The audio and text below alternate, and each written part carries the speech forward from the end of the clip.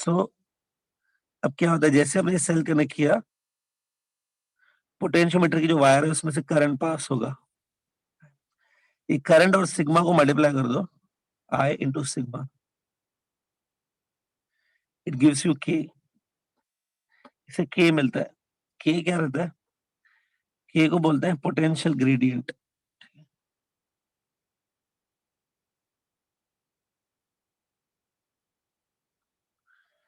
के का नाम था पोटेंशियल ग्रेडियंट।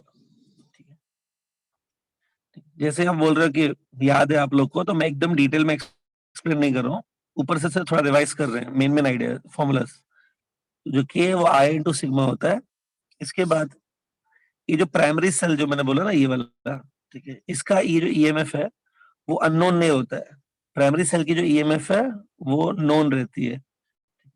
अगर आप ये ईएमएफ ले लोगे divided by total resistance of the circuit, ये ईएमएफ ले लिया divided by total resistance of the circuit, इससे मिलेगा करंट।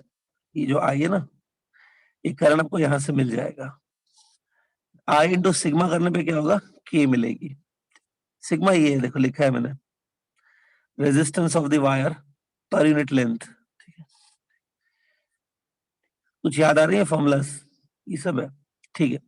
इसके बाद एक सेकेंडरी सेल भी होता है। सेकेंडरी वही सेल है जो अननोन रहता है। सेकेंडरी सेल मतलब वही है जिसकी ईएमएफ अननोन है। सेकेंडरी सेल की जो ईएमएफ होती है अननोन ईएमएफ, सब मैं ईएक्स लिख देता हूँ, ईएक्स। ईएक्स जो है वो ईएमएफ है अननोन सेल की। तो अननोन सेल के लिए एक फॉर्मूला आपको याद होगी, के टाइम्स द एल।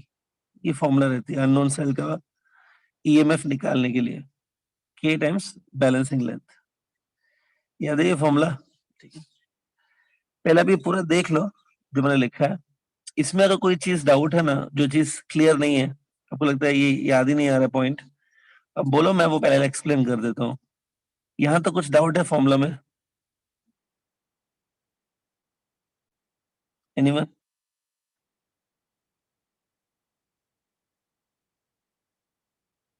ठीक, तो ये रखो। इसके बाद मैं क्विकली फिनिश करूंगा पोटेंशियोमीटर, क्योंकि आपको ऑलरेडी याद है, तो टाइम वेस्ट नहीं करना चाहिए उसमें। क्विकली हम लोग इसको फिनिश करेंगे। इसके बाद है ये जो पोटेंशियोमीटर है ना, इसके एप्लीकेशंस। इसके एप्लीकेशंस, पहला एप्लीकेशन तो यही है कि ये अननोन ईएमएफ को फाइंड करता है। पहला एप्लीकेशन अब ये लिख सकते हो, to find unknown EMF.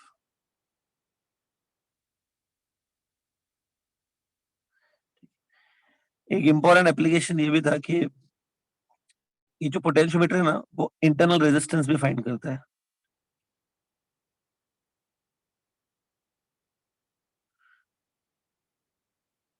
Potentiometer use होता है क्या फाइंड करने के लिए?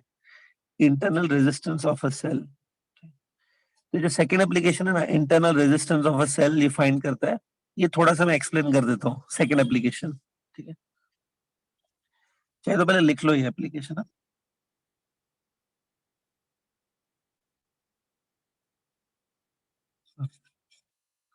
ठीक है? अब ये कैसे फाइंड करता है इंटरनल रेजिस्टेंस, वो देख लेते हैं एक बार। जल्दी से इसको क्विकली रिवाइज कर लेते हैं। सही, ये ए बी वायर है। इसको मैंने आपको बताया था कि इसको प्राइमरी सेल से कनेक्ट करते हैं, ये प्राइमरी है। प्राइमरी सेल को ड्राइवर सेल भी कहते हैं।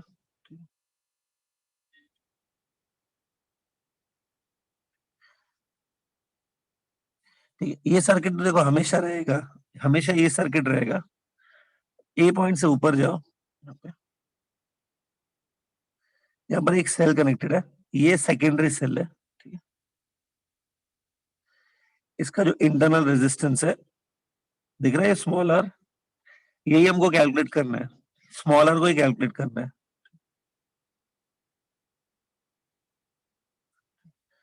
पहले यहां तक एक सर्किट है, ठीक है, देख लो अच्छे से।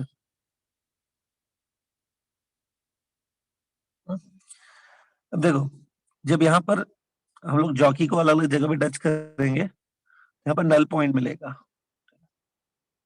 ये नल पॉइंट है सपोज। नल पॉइंट में क्या होता है आपको मालूम है, गैल्वेनोमीटर से करंट जीरो होता है। करंट इन द गैल्वेनोमीटर कितना होगा, जीरो होगा। जब गैल्वेनोमीटर से जीरो करंट होता है उसी को नल पॉइंट कहते हैं ना, ठीक है। ये जो डिस्टेंस है ना L1 है। बैलेंसिंग लेंथ कितनी मिली, L1 मिली। अब क्योंकि देखो गैल्वेनोमीटर से करंट नहीं जा रहा ना, जीरो है, मतलब ये जो सेल है, ये जो सेकेंडरी सेल है ये वाला, इसमें से भी करंट नहीं जा रहा है, जीरो है। तो मतलब ये जो सेल है ना वो एज एफ ओपन सर्किट में है, करंट नहीं जा रहा है इसमें से। तब मैं क्या बोलूंगा कि इधर जो पोटेंशियल डिफरेंस है ना, ये देखो बिटवीन दीज टू पॉइंट्स, ये दो पॉइंट्स के बीच में जो पोटेंशियल डिफरेंस है ना वो ईएमएफ के इक्वल होगा, ई एक्स होगा इक्वल टू के टाइम्स L1। ये पहली इक्वेशन बनती है कि करंट नहीं जा रहा ना सेल में से, ये जो सेल है इसमें से करंट नहीं जा रहा है, तब पोटेंशियल डिफरेंस जो होगा अक्रॉस द सेल वो ई के इक्वल होगा, ठीक है। बाद में हम लोग क्या करेंगे, सपोज ये जो सेल है ना, ध्यान से देखो अभी डायग्राम में, इसके साथ देखो ये एक्सटर्नल रेजिस्टेंस कनेक्ट किया, ये वाली, सी केयरफुली, ध्यान से देखो इसको, ये जो कनेक्ट किया ना रेजिस्टेंस ऊपर से, इसको शंट कहते हैं, ठीक है, शंट बोल सकते हो। अब जैसे ही आपने कनेक्ट किया देखो ये एक सर्किट अपने आप में कंप्लीट हो जाएगा, ये वाला सर्किट, ये देखो ये सर्किट देखो, और ऐसे करंट फ्लो होगा यहाँ पे। तो अभी करंट ये जो सेकेंडरी सेल है उसमें से फ्लो होता रहेगा। अगेन हम लोग नल पॉइंट ढूंढेंगे, again we will find null point. Shunt connect करने के बाद, शंट कनेक्ट करने के बाद जो नल पॉइंट आएगी ना वो सपोज L2 है, L2 इज अ लेंथ। तो क्योंकि अभी देखो आपका जो ये सेकेंडरी सेल है ये वाला, इसमें से करंट फ्लो हो रहा है ना, अगर करंट फ्लो हो रहा है सेकेंडरी सेल से तो टर्मिनल पोटेंशियल डिफरेंस ये रहेगा, E माइनस आई आर, ये होगा terminal potential difference, it will be equal to KL2। इसको ये थोड़ा सॉल्व करके, इन दोनों इक्वेशंस को ये सॉल्व करके इसमें से स्मॉल आर निकाला जाता है। Small R is given by this formula.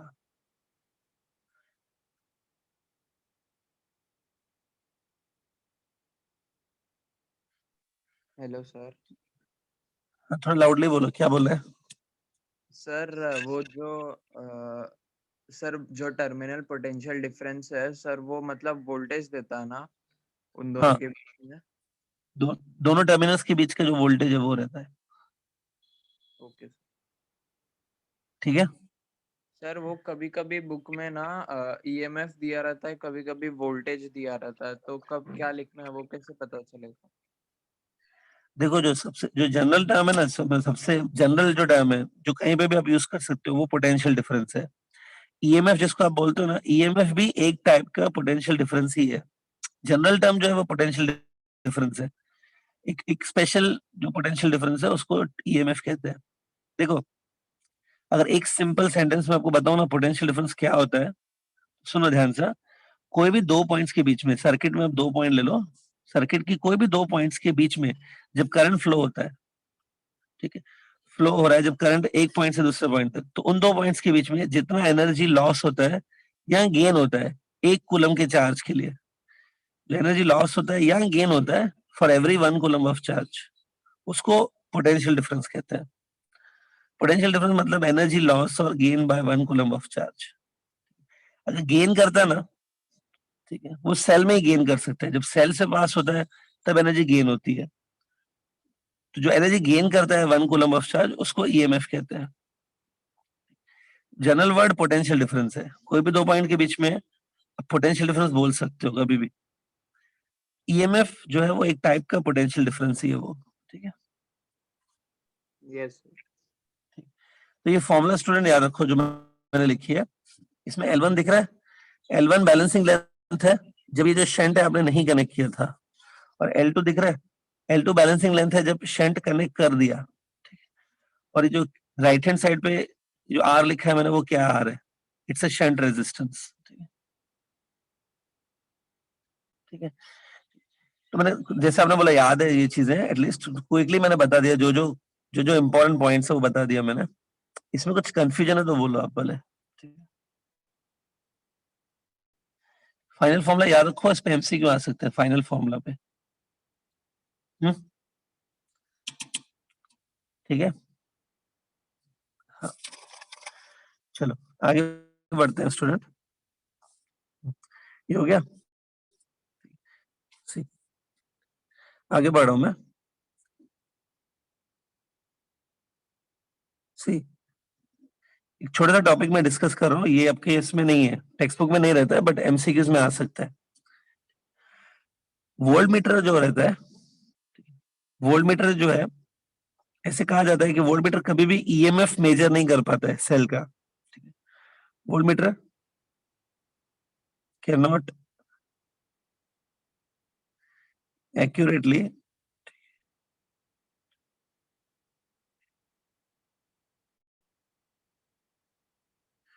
ये पॉइंट, आई थिंक मुझे याद है, कुछ दो लास्ट लेक्चर्स में मैंने ये पॉइंट लिखवाई थी, एक्सप्लेन नहीं की थी ज्यादा, लिखवा के दिया था ये पॉइंट, याद है?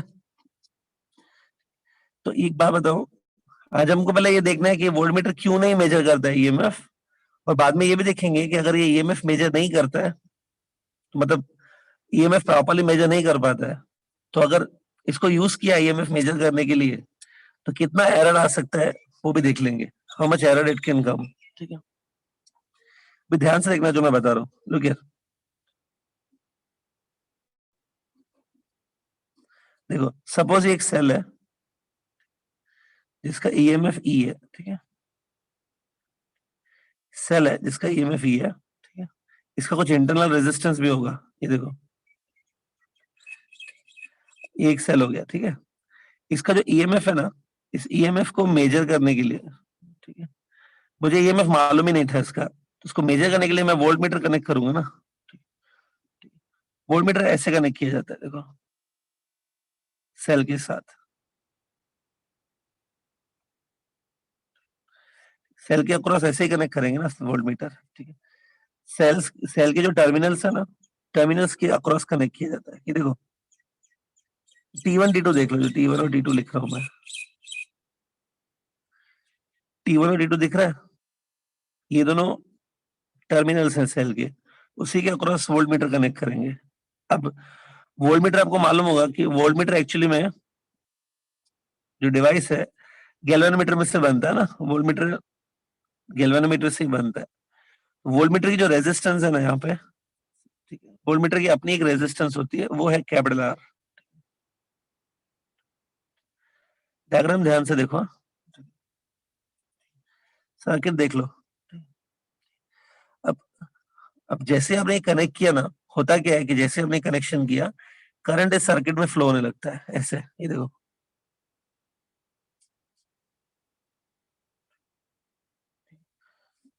करंट ऐसे फ्लो होता है, ठीक है। अब ये जो करंट है वोल्ट मीटर से में भी फ्लो हो रहा है, ठीक है, पोटेंशियल डिफरेंस जो है ना across volt meter, volt meter के जो अक्रॉस पोटेंशियल डिफरेंस है वो ये होगा ना, आई इंटू दिस आर ना, यही होगा ना, वोल्ट मीटर के अक्रॉस कितना पोटेंशियल डिफरेंस है, आई इंटू आर, ठीक है। अब वोल्ट मीटर क्या करता है पता है आपको, मालूम है वोल्ट मीटर एक्चुअली अंदर से गैल्वेनोमीटर से ही बना होता है, बराबर। तो वोल्ट मीटर क्या करता है, ये जो करंट है ना, करंट जो वोल्ट मीटर से पास हो रहा है, इस करंट को मेजर करता है सबसे पहले वोल्ट मीटर, वोल्ट मीटर सबसे पहले इस करंट को मेजर करता है, और फिर वोल्ट मीटर के अंदर ऐसी अरेंजमेंट रहती है कि जो करंट है उसको रेजिस्टेंस से मल्टीप्लाई किया जाता है, मतलब आई इंटू आर कैलकुलेट किया जाता है। आई इंटू आर जो है ना, यही रीडिंग होती है वोल्ट मीटर की, वोल्ट मीटर की जो रीडिंग होती है ना, वो इतनी होती है, आई इंटू आर, यही रहती है reading of volt meter, I into R. अगर आप थोड़ा ध्यान से देखोगे ना, तो ये जो आई इंटू आर लिखा है, आई इंटू आर क्या है, it's a potential difference across volt meter, लेकिन ये जो आई इंटू आर है, इसको आप टर्मिनल पोटेंशियल डिफरेंस भी बोल सकते हो, this is same as terminal potential difference. तो वोल्टमीटर की रीडिंग एक्चुअली में जो टर्मिनल्स के बीच का पोटेंशियल डिफरेंस है टीपीडी रहती है, ठीक है। हाँ, ये हम लोग कुछ नहीं कर सकते, वोल्टमीटर इसी चीज को मेजर करके दिखाता है आपको, आई इंटू आर, ठीक है। अब अगर थोड़ा सा अगर आपको बेसिक्स क्लियर है तो आपको एक याद होगा पॉइंट, यहाँ पे मैं एक पॉइंट लिख रहा हूँ, देखो आई इंटू स्मॉल आर, ठीक है, प्लस आई इंटू कैपिटल आर, देखो ये इट्स इक्वल टू ईएमएफ। ये पॉइंट थोड़ा देखो ध्यान से, ये आई इंटू स्मॉल आर दिख रहा है, आई इंटू स्मॉल आर क्या है, it's potential drop internal resistance के ऊपर, और आई इंटू कैपिटल आर क्या है, it's a potential drop external resistance के ऊपर। इन दोनों को देखो यहाँ पे मैंने प्लस किया है, तो ये टोटल ड्रॉप हो गया, total potential drop equal to EMF होता है, ये फॉर्मूला है, ठीक है। इसमें से आप देखो, अब निकाल सकते हो कि आई इंटू कैपिटल आर किसके इक्वल होगा, ई माइनस आई आर ना। तो ये जो है ना, वोल्टमीटर की जो रीडिंग होती है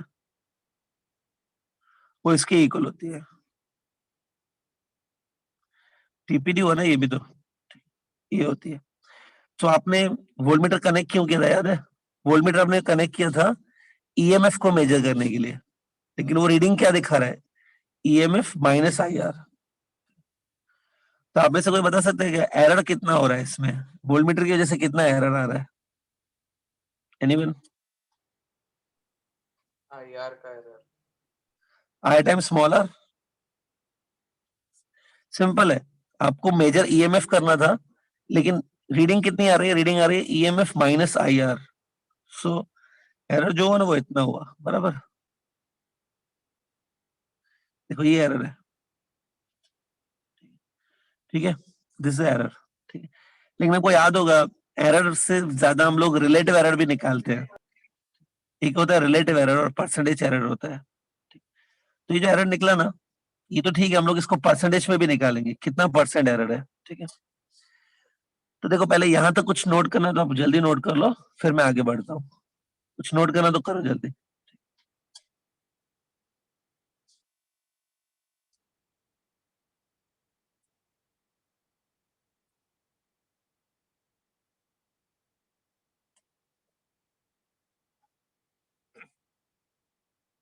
ओके, हो गया यहाँ तक, यस सर। ठीक।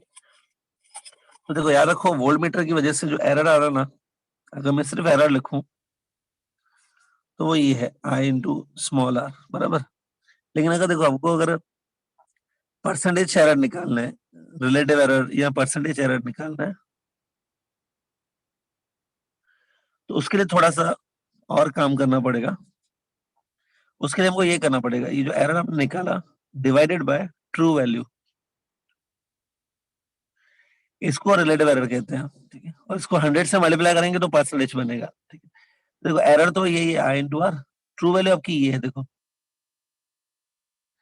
एक्चुअली मेजर क्या करना था, ईएमएफ मेजर करना था ना, क्योंकि मेजरमेंट जो करनी थी वो ई की करनी थी, और ई की मेजरमेंट में जो एरर आया वो आई इंटू स्मॉल आर है, तो ये हो गया रिलेटिव एरर, ठीक है।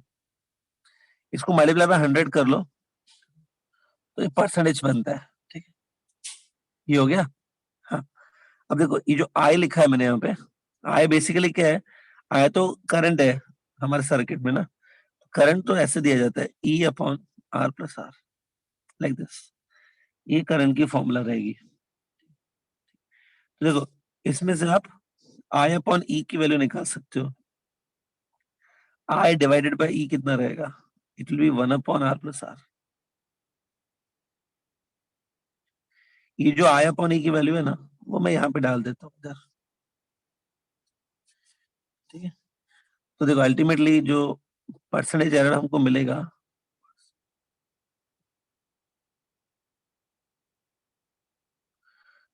तो अल्टीमेटली परसेंटेज एरर मिलेगा, वो कितना मिलेगा, आई बाय ई की जगह आप ये प्लीज डाल दो, ये वाले कुछ मिलेगा ना, वही आएगा small R upon total resistance into 100।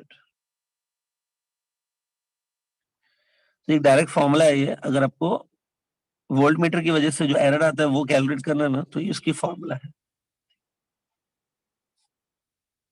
ठीक है, समझ के लो उसको।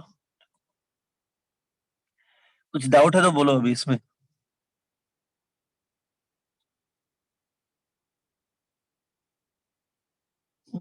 पूरा क्लियर है?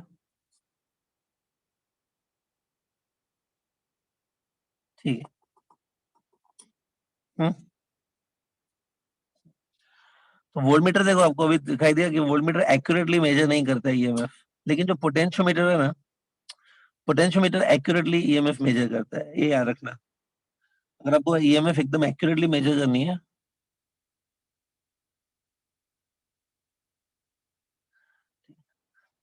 सी आकांक्षा पूछ रही है कि क्वेश्चन कैसे आएगा वोल्टमीटर पे। देखो, आपको एक वोल्टमीटर गिवन होगा, वोल्टमीटर की रेजिस्टेंस गिवन होगी, ठीक है, और सेल भी गिवन होगा।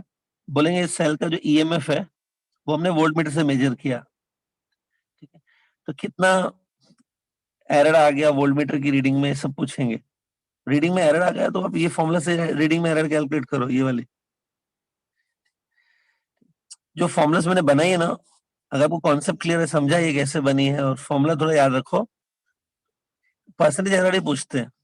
दे आस्क यू द कितना एरर आ गया वोल्टमीटर की वजह से, वो पूछेंगे।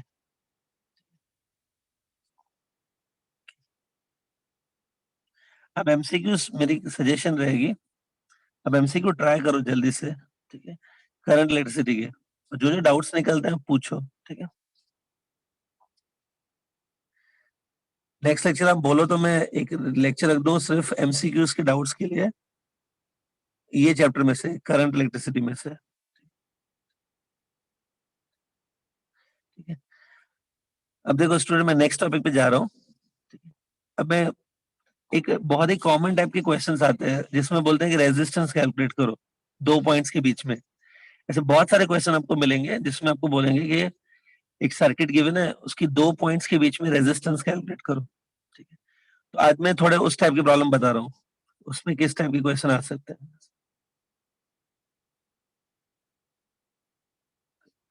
मतलब खाली आपको करना क्या होगा, रेजिस्टेंस कैलकुलेट करने को बोलेंगे एमसीक्यू में। कुछ उस टाइप के क्वेश्चंस करा देता हूँ मैं।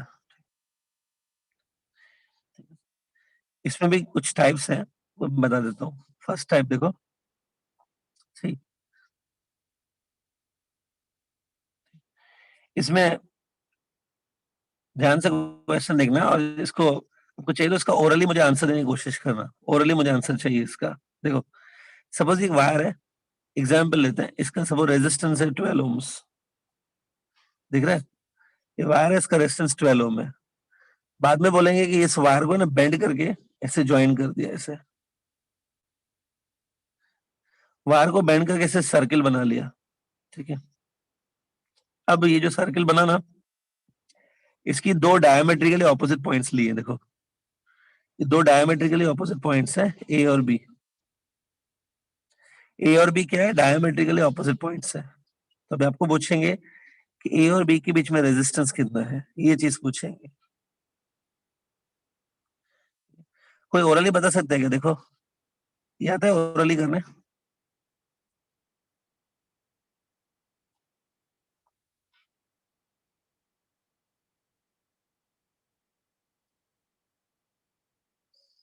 आएगा क्या ओरली?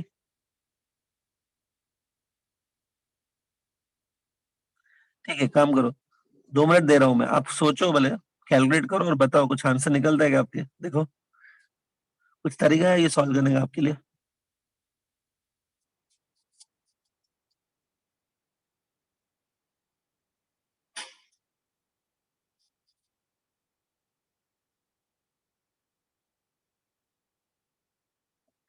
साहिल, आपका आंसर रॉन्ग है, 6 नहीं है आंसर।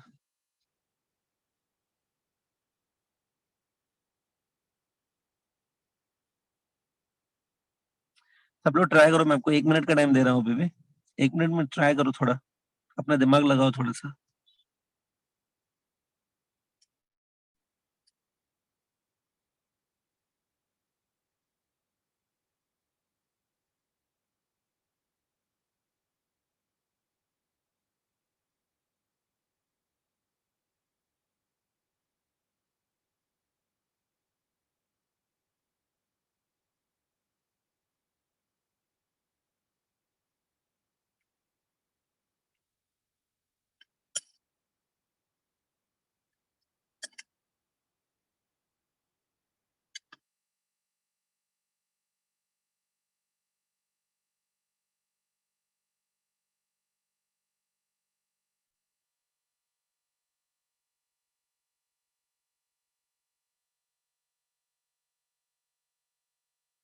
क्या वो नहीं आ रहा किसी को? ठीक है, आकांक्षा का आंसर राइट है। ठीक है, देख लो जिनको अभी डाउट है ना इसमें, ध्यान से देखो। ये 12 ओम इसकी टोटल रेजिस्टेंस थी वायर की।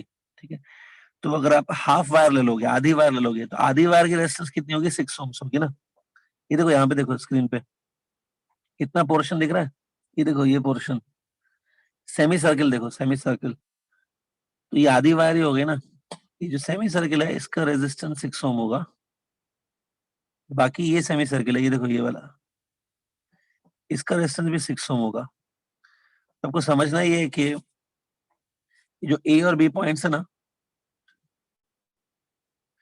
इनके बीच में आपको ऐसे इमेजिन करना है। देखो ये देखो, ऐसे इमेजिन करो, ये 6 ओम है, ऐसे सर्किट को ऐसे इमेजिन करो।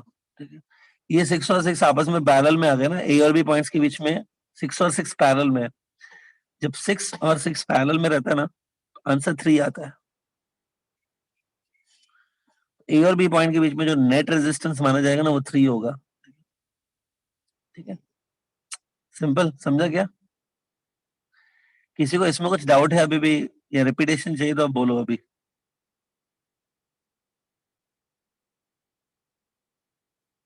ठीक है, क्लियर है? ठीक है, चलो अब इसमें भी आगे बढ़ता हूँ मैं स्टूडेंट। ठीक है, देखो जो अभी मैंने प्रॉब्लम कराया उससे मिलता जुलता थोड़ा सिमिलर फॉर्मूला प्रॉब्लम और करा देता हूँ मैं। थोड़ा सा उसके सिमिलर है लेकिन थोड़ा चेंजेस भी है। ये देखो, सपोज ये वायर है, वापस ले लेते हैं, इसका रेजिस्टेंस 12 ओम्स है। ठीक है, ये वायर का कितना रेजिस्टेंस है? 12 है। इसको वापस सर्किल में से बेंड किया ऐसे, इसको सर्कुलर फॉर्म में बेंड कर दिया और ज्वाइन कर दिया ऐसे। ठीक है, अब ये दो पॉइंट्स देखो ध्यान से, ए और बी पॉइंट दिख रहे हैं। अब देखो, आप अगर देखोगे तो ए और बी पॉइंट जो है ना, वो देखो एक क्वार्टर सर्किल बना रही है, सेमी सर्किल नहीं है, क्वार्टर सर्किल है। ठीक है, अब यहाँ पर मैंने क्वार्टर सर्किल लिया है, लेकिन जरूरी नहीं है क्वार्टर सर्किल देंगे। ठीक है, अगर ये क्वार्टर सर्किल है तो बीच में एंगल जो है इधर यहाँ पे 90 बनेगी ना। थीटा कितनी बनेगी सेंटर पे? 90। जरूरी नहीं है कि हमेशा 90 देंगे, कभी 60 भी दे सकते हैं, कभी 120 भी दे सकते हैं ना। इसलिए मैं आपको एक जनरल मेथड बता देता हूँ। ये जो बीच वाले एंगल है ना, यहाँ पर आपको 90 दिख रही है, 90 नहीं लेंगे उसको, फिलहाल मैं इसको थीटा ही ले लेता हूँ। इन जनरल ये थीटा है सपोज, थीटा एंगल ले लेते हैं कि बीच में थीटा एंगल है। ठीक है? तो ये वाले एंगल देखो अभी ध्यान से, ये वाले एंगल देखो, ये वाले एंगल दिख रहा है, ये बड़ी वाली एंगल, ये होगी 180, सॉरी 360 माइनस थीटा ना। समझ में आ रहा है? अब आपको क्वेश्चन वही है कि ए और बी पॉइंट के बीच में रेजिस्टेंस चाहिए।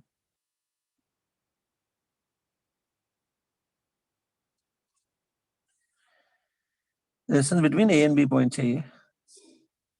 ठीक है, क्या लगता है इस टाइप के क्वेश्चन कर पाओगे क्या, कि मैं करा दूं?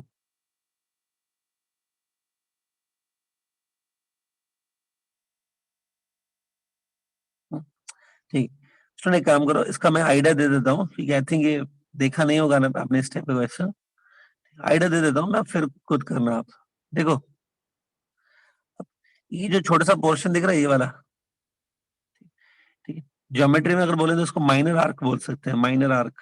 ये वाला, ये जो आर्क है ना, इसकी लेंथ सपोज L1 है, इसकी लेंथ L1 है, और इसकी जो रेजिस्टेंस है वो R1 है। ठीक है?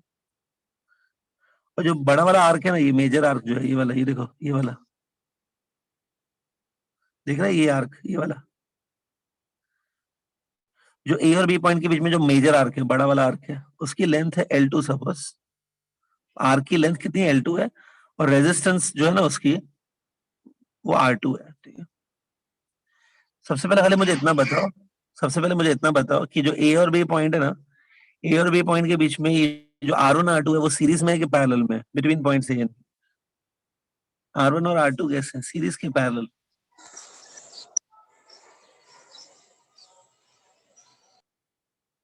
पैरेलल में ना, ठीक। हाँ, तो याद रखो कि R1 R2 जो है ना वो दोनों पैरेलल में है, A और B पॉइंट के बीच में, ठीक है। अब देखो कैसे करेंगे, सी टू इट केयरफुली। होता क्या है कि देखो यहाँ पे ध्यान से देखना एक बार, अगर आप रेजिस्टेंस लोगे ना किसी भी आर्क का, ये देखो रेजिस्टेंस आप किसी भी आर्क का लोगे ना, directly proportional to length of that arc होता है। ये तो सिंपल है, जितना आर्क का लेंथ बड़ा होगा उतना रेजिस्टेंस भी बड़ा होगा। और जो लेंथ ऑफ आर्क होता है ना वो इसके साथ प्रोपोर्शनल होता है, थीटा, जो सेंटर पे बनती है। यस, जितनी ज्यादा थीटा बनेगी सेंटर पे उतना वो आर्क भी लंबा होगा ना। इन इन जनरल ऐसा होगा कि रेजिस्टेंस भी डायरेक्टली प्रोपोर्शनल थीटा होता है, ठीक है। अगर ये पॉइंट आपको समझा है तो मैं देखो इसको कैसे यूज करता हूँ, ये देखो सी केयरफुली। ये मैंने R1 लिखा है, R1 रेजिस्टेंस छोटे से आर्क का है, और R1 प्लस R2 क्या पता है, R1 plus R2 total resistance है इस पूरे आर्क का। R1 के सामने उसकी थीटा लिखेंगे एंगल, R1 जो है ये देखो दिख रहा है, ये किसके साथ प्रोपोर्शनल होगा, थीटा के साथ प्रोपोर्शनल होगा ना, ये थीटा है। R1 प्लस R2 क्या है, टोटल रेजिस्टेंस लिखी है मैंने R1, और ये प्लस R2 टोटल, उसके सामने देखो 360 आएगा, मतलब 2 पाई। ये देखो मैंने R प्रोपोर्शनल थीटा जो है ना इसी पॉइंट को यूज करके ये लिखा है, थोड़ा समझो इसको, ठीक है। इसमें से देखो आप R1 निकाल सकते हो, R1 को ऐसा लिख सकते हैं ना, theta upon 2 pi into R1 plus R2। Wait a minute, ठीक है। इसमें भी बोलोगे सर R1 तो निकालना है इसमें से, कि R1 प्लस R2 12 ओम्स रहेगा। अगर आप R1 और R2 को सीधा प्लस करोगे तो टोटल रेजिस्टेंस ये निकलेगी ना 12 ओम्स, टोटल वायर की रेजिस्टेंस निकलेगी ना 12 ओम्स। R1 प्लस R2 की वैल्यू 12 होगी, ठीक है। एक मिनट, लेट मी कंप्लीट। इसमें से आपको R1 मिलेगा, ठीक है। सिमिलर बेसिस पे सेम पॉइंट पे हम लोग R2 भी निकाल सकते हैं। देखो अगर मैं ऐसा लिखूं, R2 divide by total resistance, R2 आपको याद है किसकी रेजिस्टेंस है, R2 ये बड़े वाले आर्क की रेजिस्टेंस है। तो जो बड़ा वाला आर्क है वो बीच में कितनी एंगल बना रहा है, 360 माइनस थीटा बना रहा है ना। R2 के सामने ये है, ये देखो 360 माइनस थीटा लिखा है मैंने, डिवाइड बाय ये R1 plus R2 total resistance है पूरे आर्क की, इसके सामने 2 पाई आएगा। देखो ये जो दो फॉर्मुलास लास्ट में मैंने लिखे ना, ये दोनों फॉर्मुलास देख लो, इन दोनों फॉर्मुलास से आपको R1 और R2 दोनों निकलेंगे, और बाद में आप R1 R2 को पैरेलल में ले लो, कुछ आंसर आ जाएगा। ये जनरल मैंने करा दिया थीटा के टर्म्स में। इसमें कुछ डाउट है तो बोलो अभी।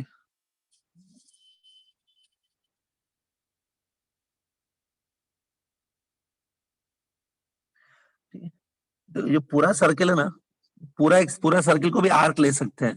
अगर पूरा सर्किल ले रहे हो तो वो एक आर्क माना जा सकता है। जो पूरा सर्किल है वो बीच में 360 डिग्री के एंगल बनाता है ना, वो यहाँ पे मैंने डिनोमिनेटर में लिखा है वो चीज। मेथड नोट कर लो, तो लास्ट में जो दो फॉर्मुलाज है ना उसमें से R1 और R2 मिलेगा, बाद में आप R1 R2 को पैरेलल में ले लो।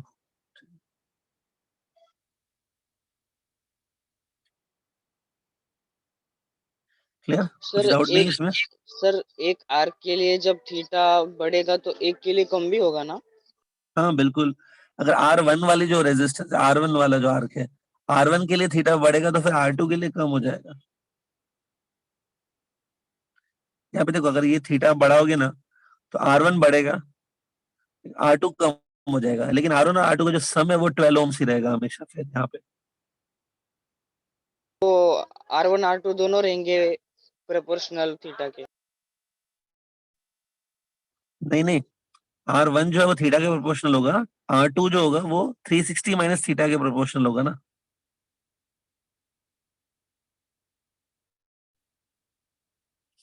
डायग्राम देखना, जो R1 है, R1 जो रेजिस्टेंस है, हाँ ठीक है, समझ गया ना, ठीक है।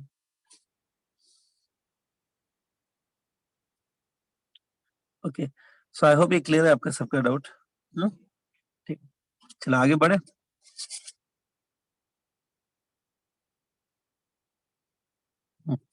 ठीक है, देखो आगे बढ़ते हैं स्टूडेंट। मैं अभी हम लोग क्या डिस्कस करने याद है, डिफरेंट डिफरेंट सर्किट्स जिसमें आपको रेजिस्टेंस कैलकुलेट करने को बोलते हैं, वो क्या डिस्कस करें ना। उसमें भी सेकंड टाइप के क्वेश्चन स्टार्ट करो मैं, सिमेट्री सर्किट्स या सिमेट्रिक सर्किट बोल सकते हैं, जिस सर्किट में सिमेट्री होती है, ठीक है, वो करेंगे। सी, एक एग्जाम्पल दे रहा हूँ, एग्जाम्पल से समझा जा सकता है इसको। ये भी ध्यान से देखना, ठीक है।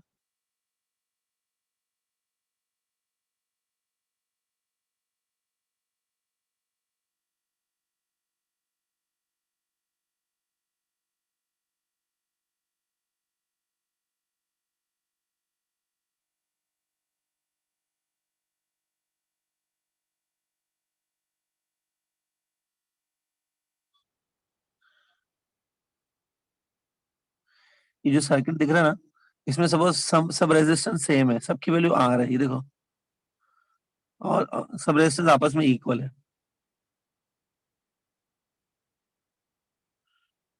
इसमें हमको ना ए और बी पॉइंट के बीच में रेजिस्टेंस निकालना है, ए और बी पॉइंट के बीच में। क्या लगता है आपको, आता है क्या ये क्वेश्चन करने? दे दूं, करोगे कि मतलब नहीं होगा?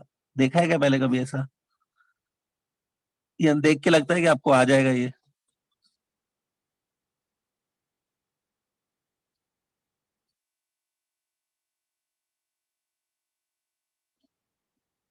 हाँ ठीक है, सौरभ तो बोल रहे सर आप ही करो, ठीक है, क्योंकि उसने नहीं देखा है पहले इस टाइप के क्वेश्चन को, या आइडिया नहीं है, ठीक है। बाकी लोग भी काम करो, डोंट वरी, मैं करा देता हूँ, मैं अभी करा दूंगा, ठीक है। लेकिन आप इसको देखो खाली, इसमें देख के कुछ ऐसा, इसमें कोई सीरीज पैरेलल है क्या कि नहीं है? देख के आसानी से पता चल रहा है कि कौन सीरीज है कौन पैरेलल है?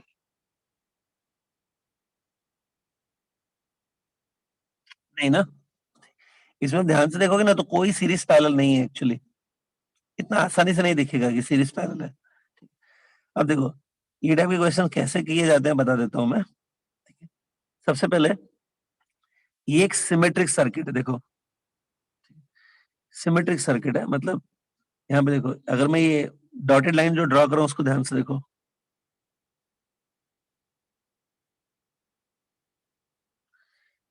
डॉटेड लाइन दिख रही है? डॉटेड लाइन है ना, वो इसकी एक्सिस ऑफ सिमेट्री है। ये एक्सिस ऑफ सिमेट्री के लेफ्ट साइड देखो और राइट साइड देखो, देखो दोनों साइड आपको सेम दिखेगा सर्किट। सबसे पहले ना, ये जो सिमेट्रिक मेथड है, इसमें सबसे पहले आपको एक्सिस ऑफ सिमेट्री ढूंढनी होती है, ये वाली मिल गई। हाँ, अब देखो, इसमें होता क्या है कि ऐसे सर्किट्स में ध्यान से देखना, अगर सपोज यहाँ से देखो कुछ करंट आ रहा है, सपोज करंट ए पॉइंट से आ रहा है ऐसे,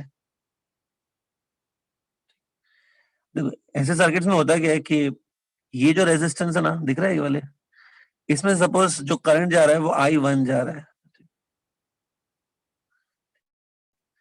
ध्यान से देखना, ये जो रेजिस्टेंस है इसमें I1 करंट जा रहा है, इसकी जो सिमेट्रिक रेजिस्टेंस है, इसकी सिमेट्रिक वाली रेजिस्टेंस ये वाली है, देखो ये दोनों सिमेट्रिक है ना, मतलब ये मिरर इमेज है, इसकी इस रेजिस्टेंस की मिरर इमेज कौन सी है? ये वाली है ना। तो रूल क्या होता है कि ये लेफ्ट में जो रेजिस्टेंस है, इसमें से I1 करंट जा रहा है, तो रूल ये है कि जो राइट साइड उसकी जो मिरर इमेज है, राइट साइड उसकी मिरर इमेज मिलेगी, राइट साइड जो है उसमें से भी सेम करंट जाएगा I1, देखो ऐसे, जितना करंट एक रेजिस्टेंस से जाता है ना, उसकी मिरर इमेज जो है, मिरर इमेज से भी वही करंट जाता है, ये रूल है, सिंपल। अब देखो, यहाँ पर भी अगर मैं देखो, यहाँ पर जो एक करंट, ये देखो ये रेजिस्टेंस दिख रही है, ये वाली, इसमें से सपोज यहाँ पे एक्स करंट जा रहा है, ऐसे एग्जांपल दे रहा हूँ, एक्स करंट जा रहा है, तो ये जो रेजिस्टेंस है इसकी मिरर इमेज दिख रही है कौन सी? इसकी मिरर इमेज ये होगी, ये वाली। इसमें से भी उतना ही करंट वापस लौट के जाएगा, ऐसे मतलब।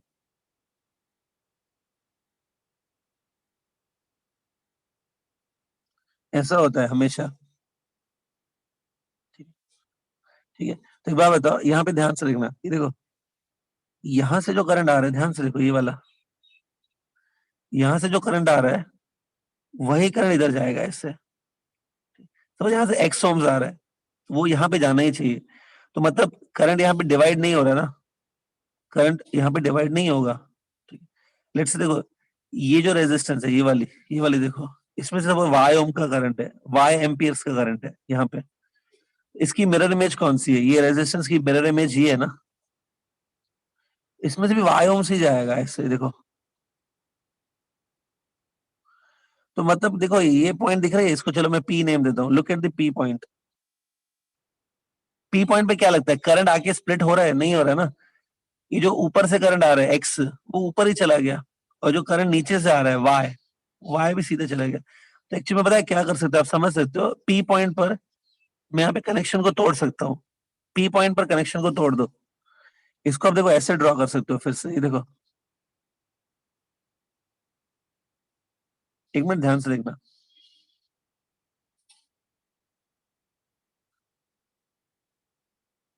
देखो यहाँ पे मैंने तोड़ दिया कनेक्शन को, तो भी कोई हार्म नहीं है इसमें, इसमें कोई चेंजेस नहीं आएगा।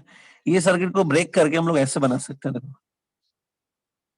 क्यों? क्योंकि देखो, पी पॉइंट पर ऑलरेडी जो करंट है ना, वो स्प्लिट नहीं हो रहा था। जो ऊपर से करंट आ रहा है एक्स, वो ऊपर ही जा रहा है, और जो नीचे से करंट फ्लो हो रहा था वाई, वो नीचे ही जा रहा है। यहाँ पे करंट डिवाइड ही नहीं हो रहा है, तो मैं दोनों को अलग कर सकता हूँ ना। अलग करने पे भी क्या होगा, ये तो एक्स है, वो इधर ही जाएगा, और यहाँ से अगर वाई आ रहा है तो वो इधर जाएगा। तो सर्किट में कोई चेंजेस नहीं हुई, तो सर्किट को, ऊपर वाला जो सर्किट है, उसको ब्रेक करके मैं ऐसे बना सकता हूँ। ठीक है। तो अभी देखो, अभी ये सिंपल है, ये दोनों रेजिस्टेंस दिख रहे हैं, ये दोनों, ध्यान से देखो स्क्रीन पे, ये दोनों कैसे सीरीज है, ये दोनों को हम लोग सीरीज में लेंगे। फिर उसका जो आंसर आएगा, तो ये और ये कैसे होंगे, ये दोनों पैरेलल में, ये दोनों फिर पैरेलल में लिए जाएंगे। फिर ये ओवरऑल ऐसा देखो, ये वाला, ये पूरा ऐसा, ये पूरा ओवरऑल ऐसा सीरीज में लिया जाएगा। और फिर वो, और ये दोनों भी आपस में सीरीज में होंगे, ये दोनों। और फिर ऊपर और नीचे ये दोनों ऐसे देखो, ऐसे, ये दोनों आपस में पैरेलल में लिए जाएंगे। एक बात बताओ स्टूडेंट, ये जो डायग्राम आपको स्क्रीन पे दिख रहा है, इसमें सीरीज पैरेलल पहचान पाओगे ना, कैसे लेना है इसमें? तो टेल मी यस और नो, ये इसके बाद सीरीज पैरेलल ले पाओगे कि नहीं इसके बाद? अगेन, कुछ दो तीन स्टूडेंट है भाई, हाँ बोल रहे हैं। हाँ, सब लोग कर पाएंगे ना? एक काम करो, आपको 1 मिनट का टाइम दे रहा हूँ मैं, इसमें मुझे बताओ टोटल आंसर क्या है। Tell me the final answer. A और बी के बीच में नेट रेशन निकालो, चलो करके दिखाओ ये।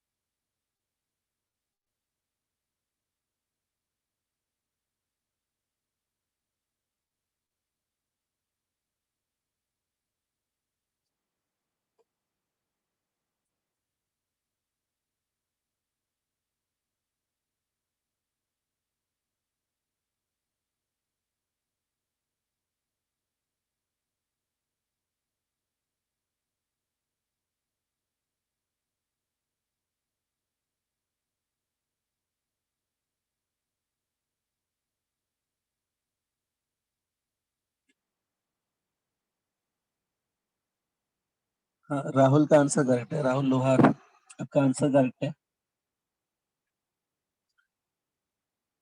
सब लोग स्टूडेंट ट्राई करो, इसका आंसर है ये वाला, स्क्रीन पे दिख रहा है आंसर। 8/7R होगा।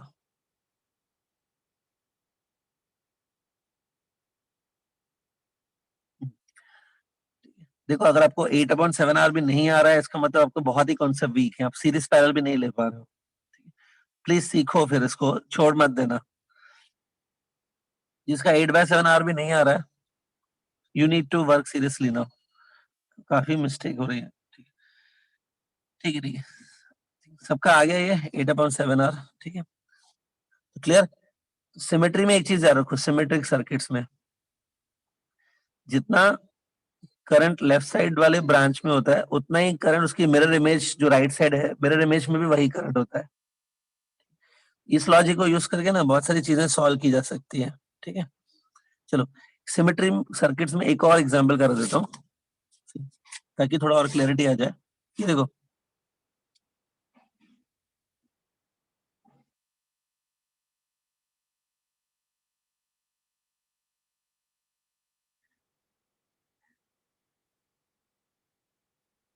ये डायग्राम चाहिए तो बना लो मेरे साथ आप भी।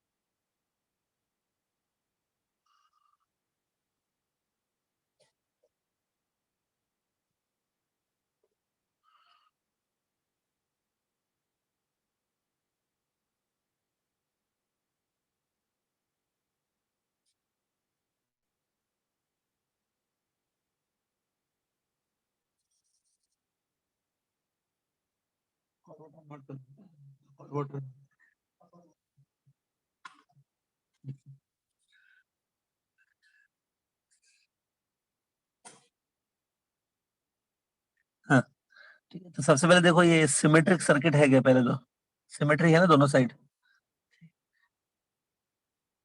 हाँ, अब ये मैं कर रहा हूँ कि आप थोड़ा करोगे खुद, जैसे बोला आप। यू डिसाइड, मैं करा दूं डायरेक्ट कि आपको ट्राई करना है पहले।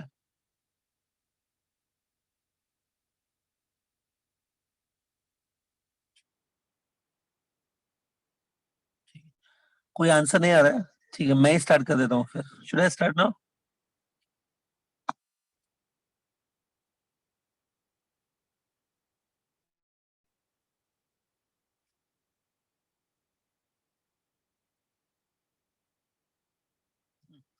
चलो स्क्रीन पे देखो सर। चलो मैं स्टार्ट कर रहा हूँ, ध्यान से देखो स्क्रीन पे। सबसे पहले देखो ये जो है एक्सिस ऑफ सिमेट्री में बना लेता हूँ, ये देखो ये ऐसी एक्सिस ऑफ सिमेट्री ना।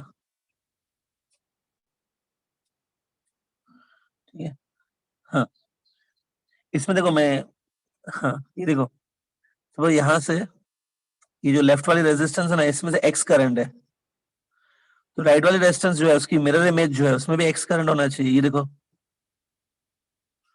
यहाँ पे सपोज, ये देखो यहाँ पे जो 3R की रेजिस्टेंस है, 3R, उसमें यहाँ पे वाई करंट है, तो उसकी जो मिरर इमेज है ये वाली 3R, इसमें भी वाई होना चाहिए। तो इससे आप समझ सकते हो क्या, एक बात बताओ, इससे आप थोड़ा एक आराम से समझ सकते हो। ये जो रेजिस्टेंस है ना, ये वाली देखो, please look at the screen. इसमें से कुछ करंट जाएगा क्या? ऊपर का जो एक्स है वो एक्स का एक्स पूरा इधर चला गया, जो वाई है वाई भी पूरा का पूरा इधर चला गया। इस रेजिस्टेंस से करंट जाएगा कि नहीं? नहीं जाएगा ना, तो रेजिस्टेंस को हम लोग रिमूव कर सकते हैं ना। देखो अगर रिमूव कर दोगे तो करंट नहीं जाएगा उसमें से, और कनेक्ट करके रखा है तो भी नहीं जा रहा है करंट उसमें से, तो हम लोग ये रेजिस्टेंस को रिमूव कर सकते हैं। देखो ये वाले, सिंपली रिमूव दिस। और ये जो मैंने लॉजिक अभी बताया, सेम लॉजिक से ये वाली रेजिस्टेंस दिख रही है, ये वाली, इसको भी रिमूव कर सकते हैं।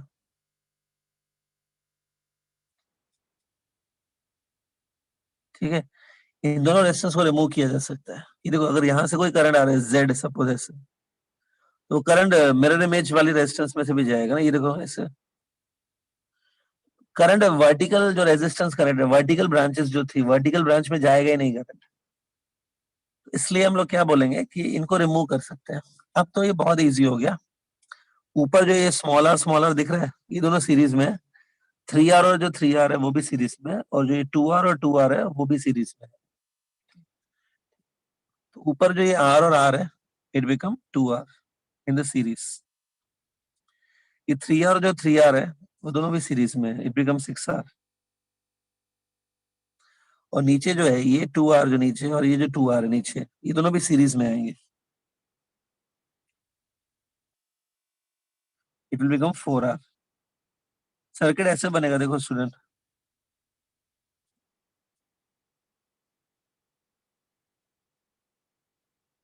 इसमें कुछ कंफ्यूजन है क्या तो पूछो.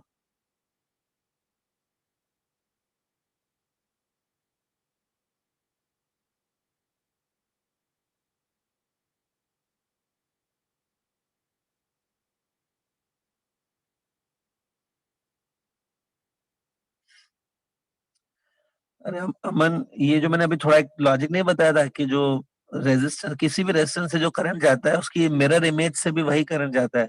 ये देखो ना, ये रेजिस्टेंस और देखो और इसको देखो. जब मैं मेरी फिंगर से उन दोनों को देखो, तो ये लेफ्ट वाली रेजिस्टेंस है, इसमें से एक्स करंट ऊपर जा रहा है. तो राइट वाली रेजिस्टेंस जो है उसकी जो मिरर इमेज है उससे भी एक्स जाएगा. तो ये देखो यहाँ से पूरा करंट ऐसे जा रहा है, मतलब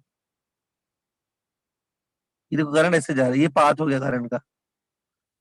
अच्छा, ये 3R रेजिस्टेंस देखो, जो 3R वाली है और जो 3R वाली है, उन दोनों को देखो. ये जो 3R है इसमें से वाई जा रहा है, ये 3R से भी वाई जाएगा, मतलब ऐसे. तो ये जो करंट है देखो ऐसे जा रहा है, और ऊपर वाला करंट ऐसे जा रहा है, मतलब मिडिल ब्रांच से कोई करंट जा ही नहीं रहा है ना फिर तो.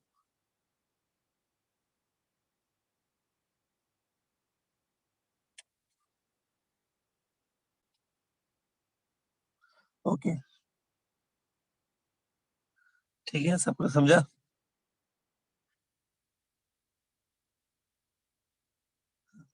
अभी जो 2R है, 6R है और ये 4R है ना, तीनों को आपस में पैरेलल में ले लो.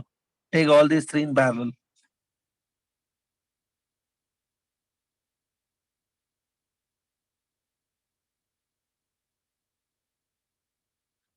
समझा सबको अभी इस टाइप की सर्किट्स कैसे कर सकते हैं.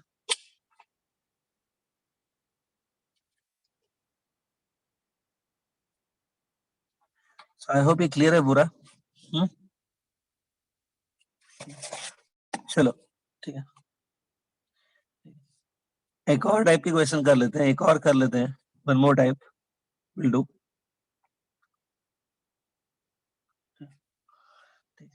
तीसरा एक टाइप के क्वेश्चंस कर लेते हैं हम लोग. ये मैंने करवाया है पहले, मुझे लग रहा है ऐसे. नहीं करा है तो आप बोल देना, मैं करा देता हूँ अभी. इनफाइनाइट लेडर टाइप के क्वेश्चंस. इनफाइनाइट लेडर, इसमें ऐसा होता है कि एक रेजिस्टेंस है, सपोज 2R. ये देखो दिख रहा है ये. अब ये जो चीज आपको दिख रही है ना, यही बार बार रिपीट होती है. Same thing repeats. ये देखो,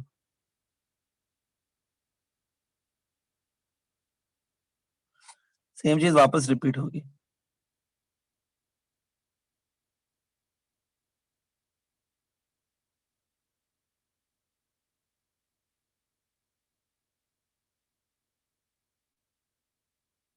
ये सेम चीज इनफाइनाइट तक रिपीट होती है.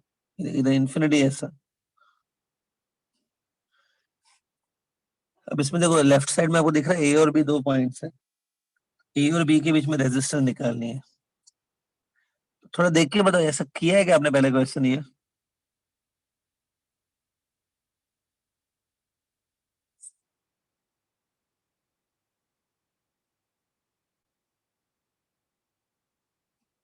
अच्छा, आप बोल रहे हैं किया है ना, तो कर सकते हो ये अभी सॉल्व. ठीक है, करवाया ना. कुछ दिन पहले मैंने कराया होगा, आई एम श्योर. तो एक काम करो ना, एक बार करके देखो. आपको अभी आपको याद है क्या मेथड? ऐसे नहीं मेथड ही भूल गया हो, क्योंकि इंपॉर्टेंट है. अभी इसको 2 मिनट्स में ट्राई करो. देखो आपका क्या आंसर आ रहा है, बताओ.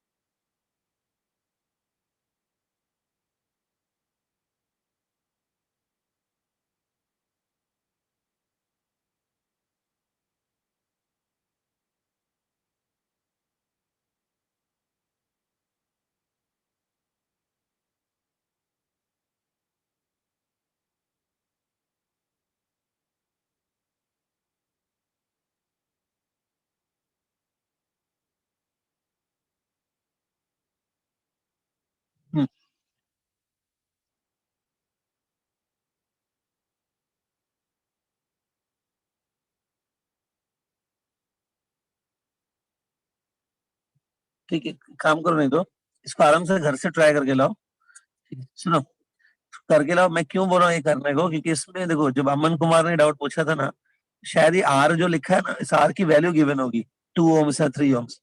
नंबर्स जब होते हैं ना इसमें तो इजी हो जाता है। यहाँ पे आर के टर्म्स में है, थोड़ा सा कॉम्प्लिकेटेड होगा। इसको एज अ होमवर्क ले लो, नेक्स्ट टाइम तक करके लाओ प्लीज। एक और होमवर्क दे रहा हूं मैं, एक और क्वेश्चन होमवर्क दे रहा हूँ, दोनों एक साथ करके लाओ please. See the next question, second देख लो।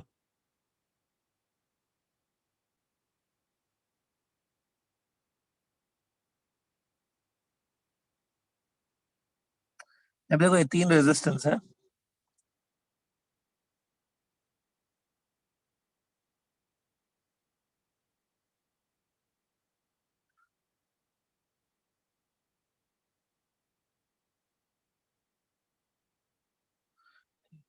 ये देखो ये है, इसमें भी resistance between point A and B calculate करना है। अलग अलग टाइप के क्वेश्चंस मैंने कवर कर रहा हूँ, ये भी एक टाइप है।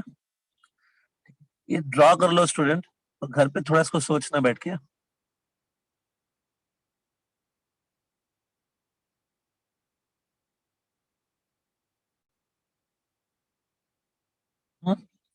ओके,